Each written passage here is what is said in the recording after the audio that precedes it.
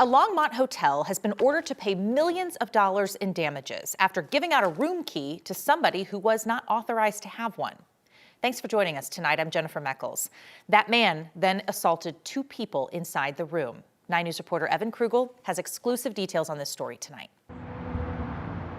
The Econo Lodge off I-25 in Longmont was supposed to be a safe place for a mother and daughter on a January night in 2023. But that safety went away after police say the front desk gave a key to their room to a man who wasn't authorized to have one. I found the facts shocking. I found them almost unbelievable until I started reading police reports, and they confirmed everything that we had feared. Attorney Matthew Haltzman filed a lawsuit 2 years ago after police say two women invited a man they knew named Cody Chichos to their hotel room for pizza. Records show they told him to leave when he began to act irrationally and unpredictably. They closed the door behind him and they went to sleep.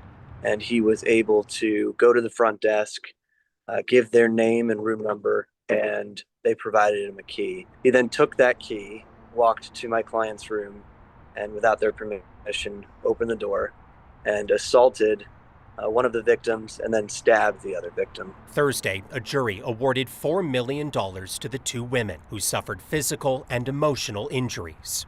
These are lifelong injuries. These are scars and psychological trauma that will last a lifetime. But I can confidently tell you that the victims felt vindicated. Haltzman says despite the verdict, questions remain about the hotel's room key policy. There is nothing right about a policy at a hotel where you can just get a key if you name somebody's name and their room number. That's not okay. It's not acceptable. And the jury heard that and the jury understood that. We stopped by the front desk of the hotel today. We were told to call a lawyer who represents the owner.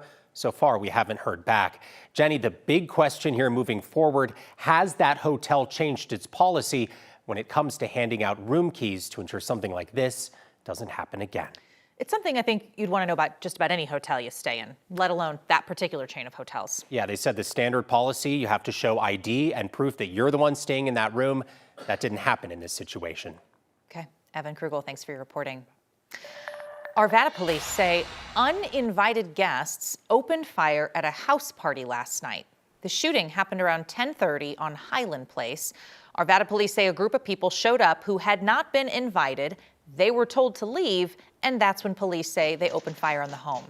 We have some Ring camera video that a neighbor shared with us showing moments that the shooting rattled that neighborhood. Police say the home was being rented out as an Airbnb, and the bullets hit several neighboring homes, including Casey Goldberg's house. He told us he actually noticed bullet holes in his garage wall and refrigerator. It went in like this, and then when I opened it up, I mean, it's just all like shattered in here. There's still like fragments of it that are left over, and then there's a small hole on the side, and then it stopped right in our freezer. So that was lucky. Also lucky, police say nobody got hurt in this shooting. Investigators are still working to learn more about potential suspects and any details around that shooting. If you have information, Arvada police would like to hear from you. Denver police are investigating a shooting in Denver overnight. This happened just a block away from Coors Field. Police say it happened off of 19th and Wazee, right in the downtown area. One person went to the hospital. No word on their condition tonight. All right, let's take a live look outside on what really has become a beautiful day. Temperatures reaching near 80 degrees and nothing but sunshine across the state. This is just the beginning of a stretch of what will be very warm weather for the next couple days. 9 News meteorologist Corey Reppenhagen joins us now. Mother's Day is looking pretty nice, Corey. Yeah, really nice. I mean, just absolutely great weather for outdoor activities. Here on the Front Range and the Eastern Plains, we'll have some scattered showers up in the mountains and just a little bit of a chance that I'll tell you about here, but blue skies and sunshine all day today. Temperatures in the upper 70s at the moment here in downtown Denver and also out at the airport right now. So just really great day to be outdoors in the state of Colorado. We do have some showers here going through the higher terrain. There's really nothing giving the storms the ability to rise except for the slope of the mountains, and that's why we're seeing some of those showers, which include southwest Colorado. But here is your Forecast for Sunday here. This is Mother's Day. Now, we're going to carry this sunshine all the way into tomorrow morning, and then by about 1 o'clock in the afternoon, we'll notice those clouds start to appear, and there will be some rain showers in the area, but there's a lot of dry air underneath them tomorrow, so a lot of that's going to evaporate. So most likely some gusty, cool winds underneath those storms. Coming up in the full forecast, I'll detail the timing and the areas that will be covered with those showers coming up in just a couple of minutes, Jenny. All right, Corey, thank you. The community came together today to try to help search for a missing woman. 34-year-old Jax Graton has been missing since April 15th. That was the day she was last seen leaving her apartment in southeast Denver. Jax is a well-known hairstylist, and friends and family are very concerned because she left behind her cat and her medicine. Today, loved ones called on the community for some help in this search, and they were joined by more than a dozen people out at Sloan's Lake, including even strangers.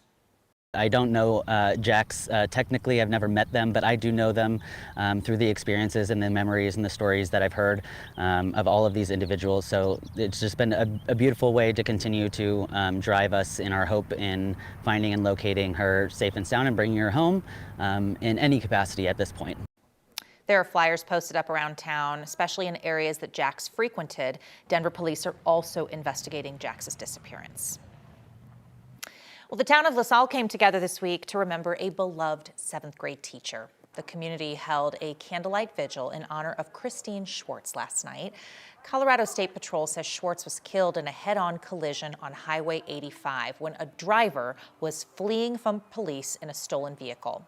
It's been nearly 2 weeks since that crash. Students painted rocks at the candlelight vigil. They say they'll use those to decorate the crash site in honor of Miss Schwarz.